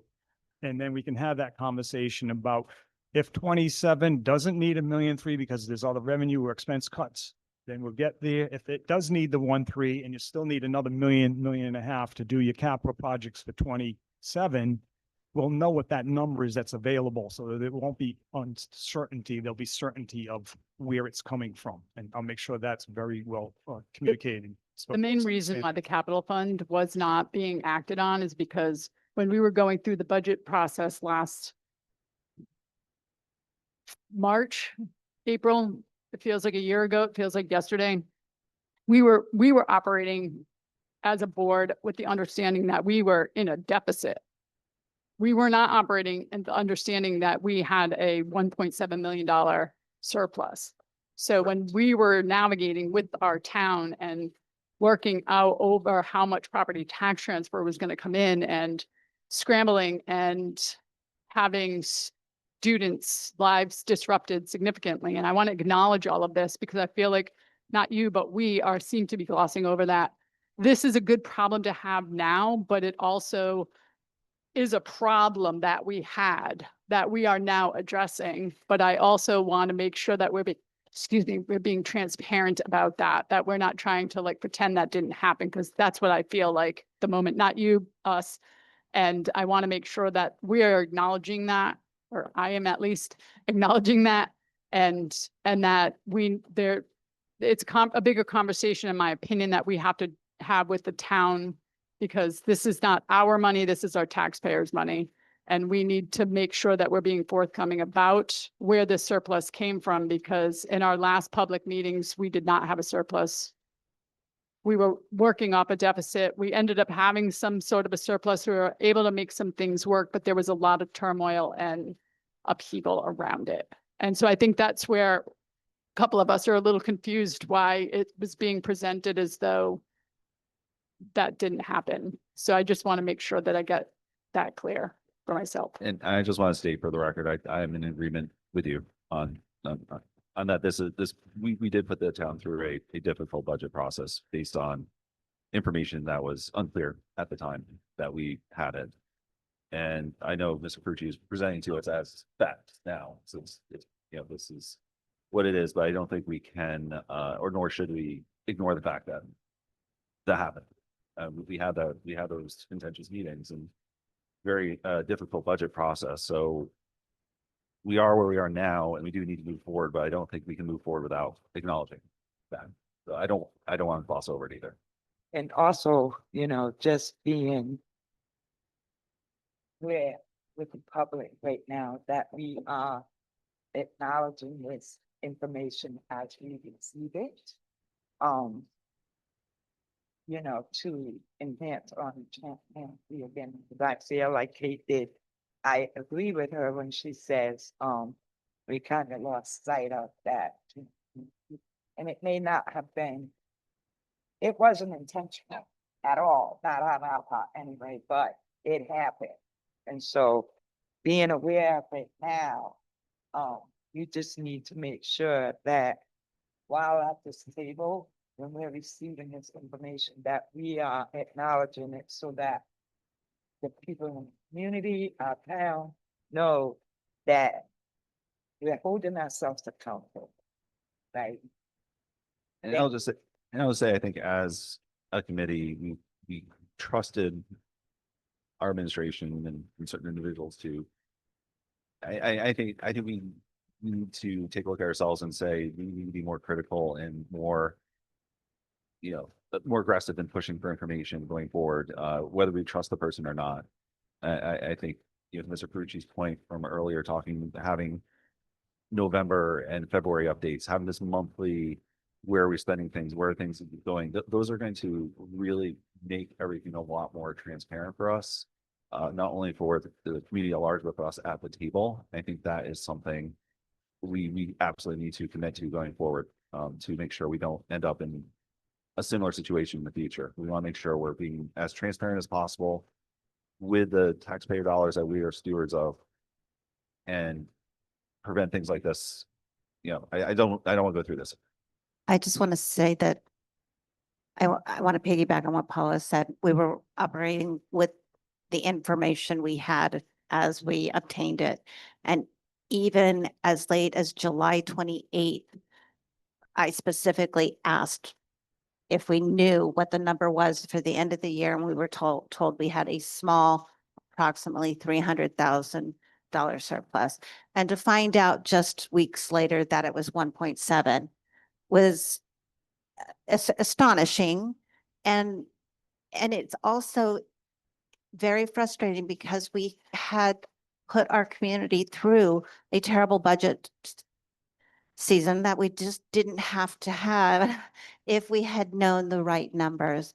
So we need to put reporting in place so that we do know the numbers are real, that, I mean, we trust what people tell us and we'll continue to trust people, but we need the reporting to actually see it and be on top of it ourselves. And I think that's why I agree. It's just, we need to start meeting with the subcommittee. And I do want to apologize to the town, our community, for having this horrible budget cycle that wasn't needed, but we just didn't know, but we need to do better and have better information going forward. So, Agreed. And I'm sorry to, I would just want to make sure that it's not targeted at you, because I think the pieces that you're putting into place and the information that you've been able to pull forward and these templates that you're putting forward for us to review on a monthly basis, make sure that we have full knowledge on a very granular level what we're navigating. And then also the town also will have it. So when we are having these budget conversations, everybody has the information, the actual information in front of them, instead of just sort of hoping that what's being presented to us is accurate. So thank you. If I could just make one small comment. I know I've been speaking quite a bit. Um, starting with what you just discussed and acknowledging it from your levels, I think provides a lot of credibility to the community. But also concurrent with that is a small example. Okay. If I have a purchase order for so many students going out of district that I put in October, and kids come and go, and all of a sudden there's 15 kids who are no longer going out of district because they decided to stay in town. The folks in the field who have the purchase order in the system have no real reason to call up the business office and say, disencumber $500,000 in tuition because the students left. Okay, so I get it. The leadership in your fiscal office is the primary cheerleader for everybody. It's not just the system breakdown of how they didn't know. If you've got where we just put it in at the end of the year, like in July, we can just close it because now we know we don't need it. Well, even when I got on board and I ran some early preliminary numbers because I was working on maintenance of effort for the community and I needed some of that data. I saw purchase orders on July 10th exceeding $1.2 million. And I'm like, could there be that many bills out in the system? So if I'm reading the system reports and I'm seeing encumbrances owed for 1.2 million, yes, I could come quickly to the same conclusion unless I do the detailed extraction of what line items are these impacting and who do I got to talk to validate whether they need transportation busing, whether they have out of district students. Is there some capital project that hasn't got to completion? Has it been delayed and it's going to happen next year? None of that's happening in the fields because there's not really a sense of urgency. Okay. By creating the year-end process of November and February, the business office will be working with principals and leaders in the schools and the clerks in the schools. They'll start to understand how important it is if there's some material change in some of the purchase orders, something as simple as facilities. The guy's got to go to the hardware store to pick up some pipe or fixture to fix a sink. So we got an open purchase order for that hardware store. Well, if we don't fix anything because nothing broke, and there's a $25,000 one purchase order at one store times 5 stores, there's $125,000. We're all going to assume this bill's coming in, and then all of a sudden it evaporates because, oh, we're not going, and now we're buying the stuff in July, and that's next fiscal year. So give me a new PO for $25,000, but you only spent 3, and I've been telling everybody we're going to spend 25. So you're setting the table is helping the rest of the district realize how important those nickels and dimes and tens of thousands of dollars that may be in the system that makes it more difficult, so that when you have things that are outside of the scope, they'll pop to the top because we're always down to $50,000 at this time of the year. And I got 275 still in there. How come? Oh, I got one purchase order for this particular issue. Yay or nay? Got a problem? Or it's going to happen in August. That's next year. Get rid of it out of the system. So really, thank you for providing that support to get how critical folks' contribution is for those activities, because that is what your cheerleader is going to do when they go out. Like, here's what's going on. I got to do this. It's not just us. I mean, me, it's us. It's a picture of us. We need to work together to create the right picture. So thank you for your support for that. So, like my colleagues at the table said, I'm very grateful for these figures that that we're seeing now, but as other members of the committee have said, we created a budget based on incorrect numbers. And in my opinion, we created a lot of angst in the community with students, with families, with the town council, and that was unnecessary. So now we're presenting numbers that are accurate and moving forward. we can see, how, I mean, we've got to see some way how we can fix this. I mean, other than apologizing to the community for, based on the false figures, I don't see what we can do, but the community needs to know that we're trying to right the ship. If I may, for what it's worth, as superintendent of the district and who put forward the budget proposals, given the numbers there. And from day one, talking about transparency, from day one, talking about students first, and that what we put forward was done with that in mind. We came here to build things, not take them apart. We're fully committed to that. And that apology to the committee, to the students, to the town council, to the public whose budget meetings got turned upside down. On behalf of, as superintendent, I apologize to the committee, apologize to the town council, and we'll look to do so in next time that I'm there. I'd also, though, apologize not only to the students and the families who showed up, but every person for the past 2 years who is not with the organization anymore or was getting pink slip. I met with each and every one of those people. I looked at them. I said, family, I mean, this is your livelihood. And so most importantly to me, for people who are no longer with the district, there's an apology there.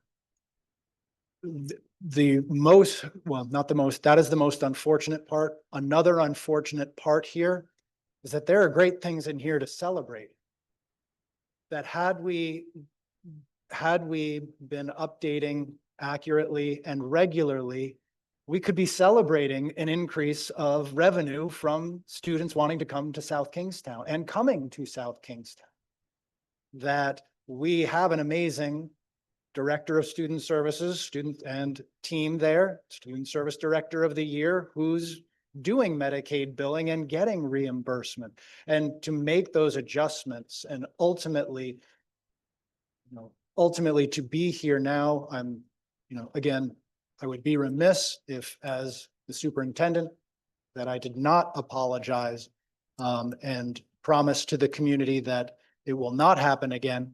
These things will be vetted, we will do better, and we will keep building, moving forward. And I believe at our second meeting in September, I'm extremely confident in what Mr. Frucci will be able to present as a accurate, researched, and validated FY27 that and plan moving forward that this committee and the community will be proud of.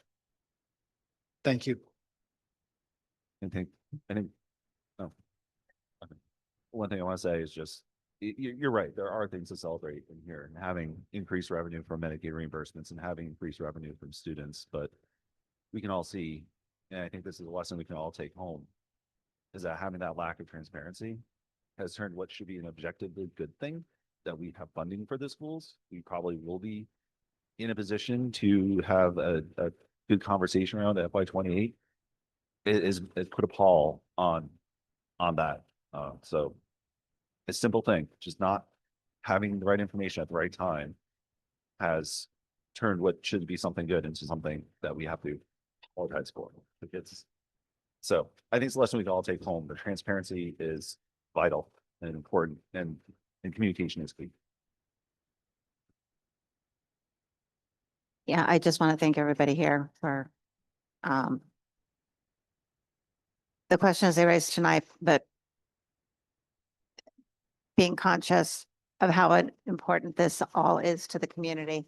And I want to thank the superintendent for the words that you just said and actually for the apology to our community. I thank you for that.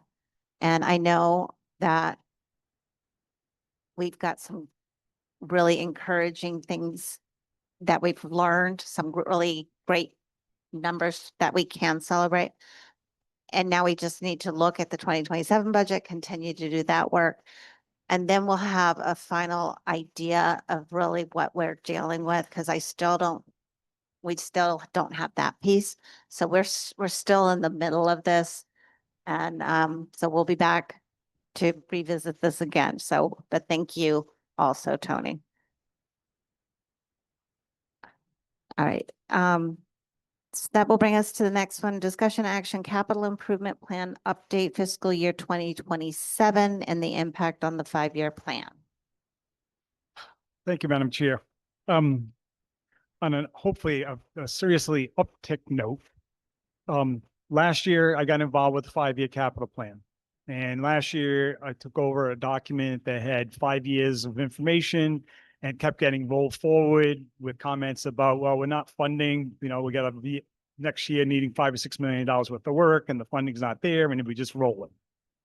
That turned into what can we afford and how do we make presentations? So we did that last year. And the superintendent and I met with the town manager and the finance director, and we went through it and we had some very good conversations about it.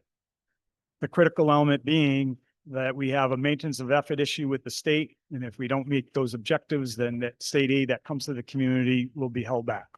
And so with that as a backdraft, we presented a 2-year plan with the budgets being about $2 million because we thought that might be fundable, and then everything was pushed off. But myself in the transition in your facilities area, your leadership there, your history, how these numbers came about. What is this project they're really talking about? When I go in there, it doesn't look like maybe it's been done. So there was a lot of uncertainty of even the validity of the projects because of the history of it. I'm happy to announce tonight that we're going through the same process because you do this every year. We've got a facilities director that came on board and he's been impressive so far. I'm really enjoying working with him. I think he's going to take the bull by the horns and really make this district elevate its performance, building base wise, et cetera. But systematically with that, conversation came up, what's the validity of the dollars of the projects? And so I talked with the superintendent and he supported the idea.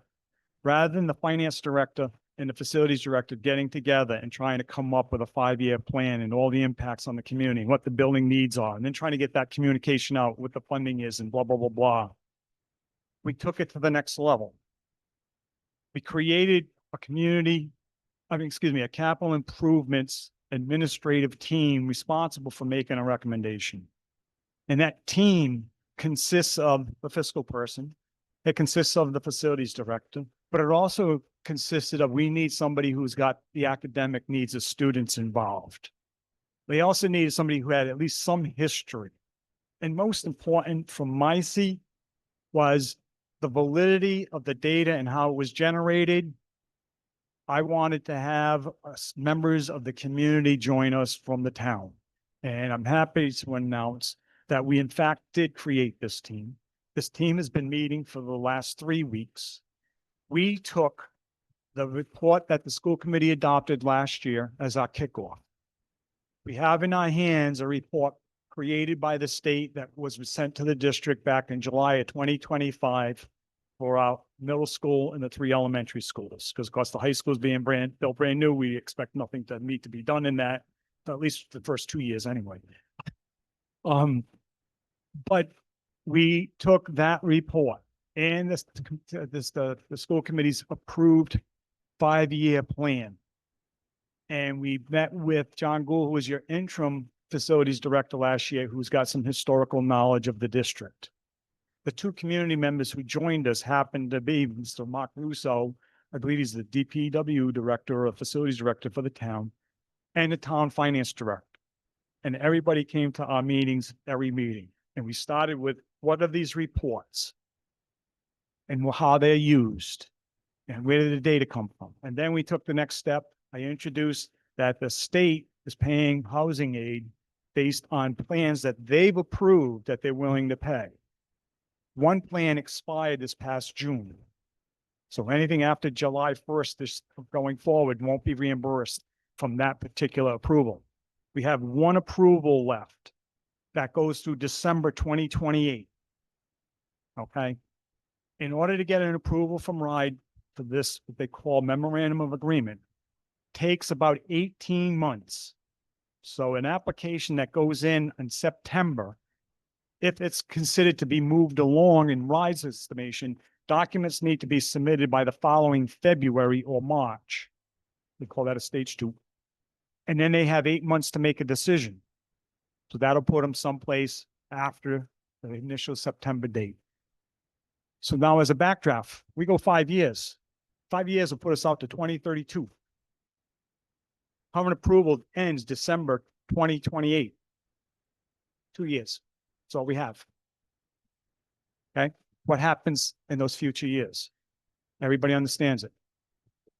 The team's effort was to do a host of things. We're going to focus in on what's going to get completed in the next 2 years. What makes economic sense and what can the community support? What are we going to do for the next 3 years? And if it pushes us past December 2028, how are we prepared to make that application process work? And what's the timetable? The timetable is December of 2027. The application has to go in if you want to have a housing aid reimbursement in place after the next memorandum of agreement goes away. The following February 2028, we have to put in the stage 2 documents they request. They'll make a decision sometime in September, October of 2028 that they'll give us an award effective January 1st, 2029. That's 2 months before the last sunset. So taking all of this information in, our team has gone through and we said, oh, these are projects that are completed. These projects are not needed. This doesn't seem budgetarily to be accurate. We're going to do more research. What does the state say? We triaged all of these pieces. We've come up with a roster for each of the 4 schools, the middle school and the 3 elementary schools. I thought it was critical. Superintendent supported it, that we actually do building walks.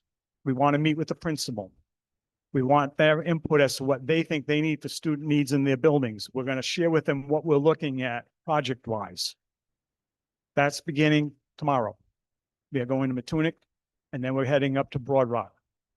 Friday, we're going, I'm trying to West Kingston and then Peacedale. The team will be reconvening next week. The facilities director and I are going to be working on a capital improvement plan, capital budget for 2027. And I'll have that for you by the end of September. It will target the things we have to accomplish by the end of June. We need $1 million of projects completed every year as a minimum, on top of the investment we're making in maintenance people and maintenance supplies, et cetera, and the debt interest payments that the town makes. That all gets added together.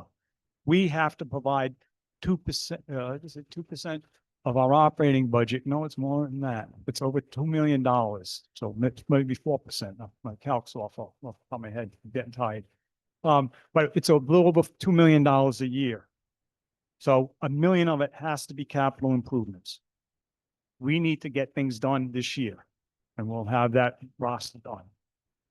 Next year, 2027. Actually 28, because it'll be June of 28. Okay.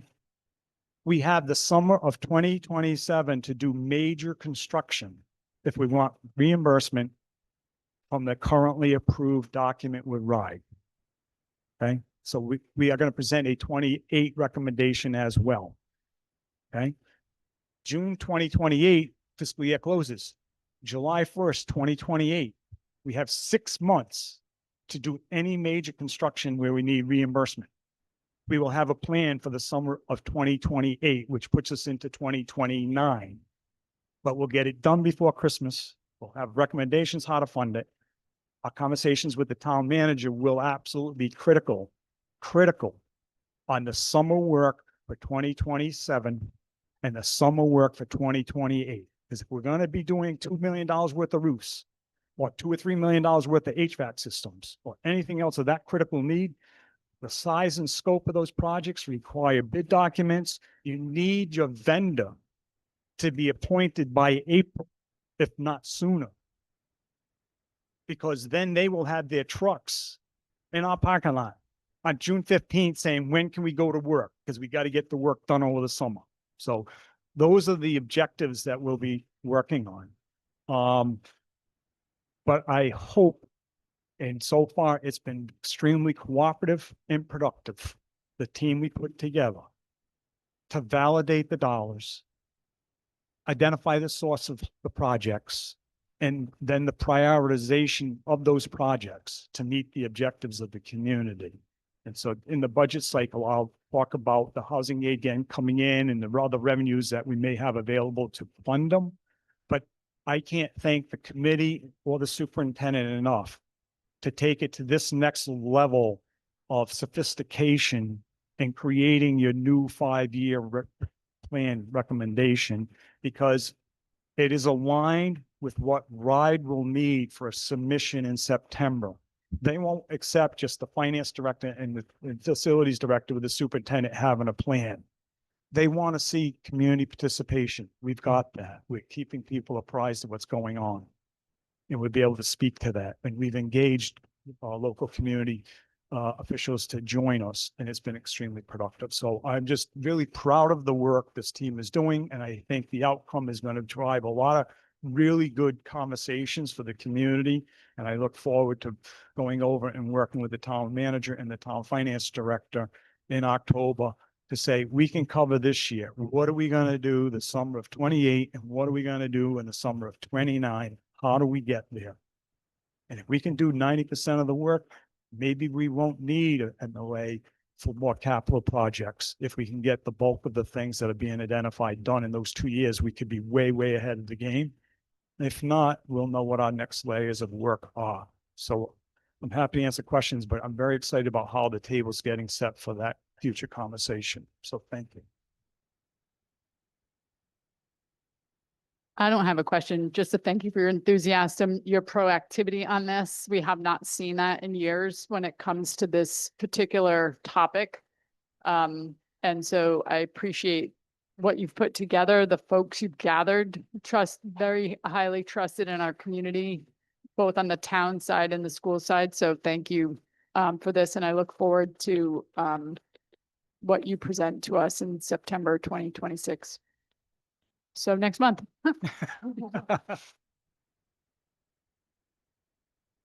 I agree with Kate. I think it's great to collaborate with the town and bring in those two people that were actually work for the town to be on the committee.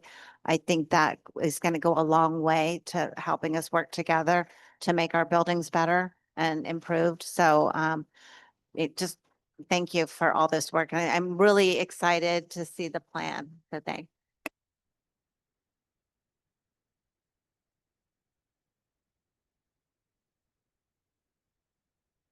That was just an update, so that it's not an action.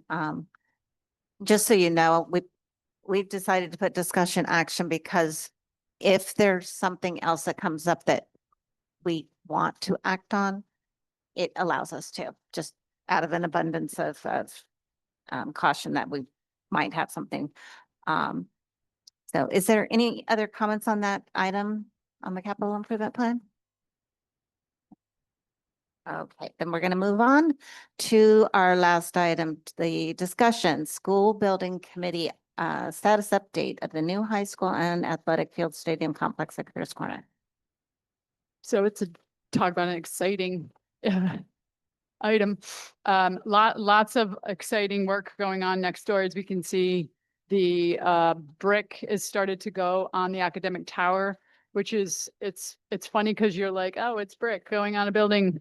But it is exciting when you come up to it, you're like, oh, it's starting to look like a school building instead of just a big steel building. So continuous progress, keeping us on time, continuing to demonstrate that we are under budget. As far as Curtis Corner goes, there's been a slight delay with the demo of the Curtis Corner school itself, completely out of all of our spheres of influence and areas of control. We're waiting on Rhode Island Energy to disconnect our utility. And so we cannot start demo until Rhode Island Energy does that. So if Rhode Island Energy is listening, you're delaying us and we need you to move because we can't move forward with demo until that happens. We have made a plea to the town, you know, if our town manager or deputy manager or the town council has any connections that can assist there, that would be very much helpful. I know that, and you know, in Rhode Island Energy's defense, they have a lot going on and they do have a kind of a packed schedule for themselves, but that is the only holdup. It's not delaying any part of the project because the demo, once it starts, it will be quick and easy over there. So we continue right along with all of our steps that we're moving through. No real, we had a very short meeting on Thursday. No major developments outside of just work is continuing as planned. We do have a small committee of folks that have been pulled together to start now developing the traffic flow for next school year. So not starting in 2 weeks, but in September of 27, because what's going to happen is when we transfer everybody over to the new building, this building will still exist. And this is where traffic flow is supposed to go and parking is supposed to go. So we do have a team that's being pulled together. It includes town manager, includes the chief of police, and includes our administrative team as to what the temporary traffic flow will be for the 27, 28 school year while this building gets demolished and the new parking lot and roadway gets developed. So we're trying to forward think all those things because as we know, this school year is starting like what, a week, 2 weeks from now. So time is going by like this. And so we don't want to delay any important decisions. So we're trying to stay on top of anything that will maybe sneak up on us. So as far as this school year, we'll have this parking lot. Nothing will change for the traffic patterns that started last year. It'll be the same traffic flow for this year, but we do want to be proactive for next year. So I don't have really any other significant milestone updates other than we're just cruising along as planned. But unless somebody has any specific questions for me or even for Michael on the topic.